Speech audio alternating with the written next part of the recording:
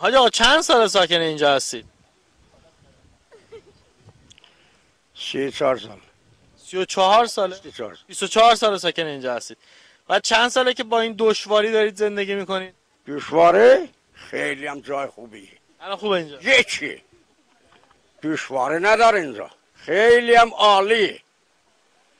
یک بشر از اون روز که من آمدم اینجا نشستم تا حالا یه دونه چوب میبرداشت نبود هیچ کاری هم کسی با من نداره. منم هیچ بشر کاری ندارم. الان خونه های شما تو طرح نیست؟ نگفتن خراب میکنیم خونه هاتونو؟ شما خراب میکنی. شهرداری من نفت خونه رو خراب میکنه. شهرداری چیه؟ اصلا اون چیه؟ اونو به من نشان بده. من نمیدونم. هر کدومش به من نشان بده اول. چی جناب عالی؟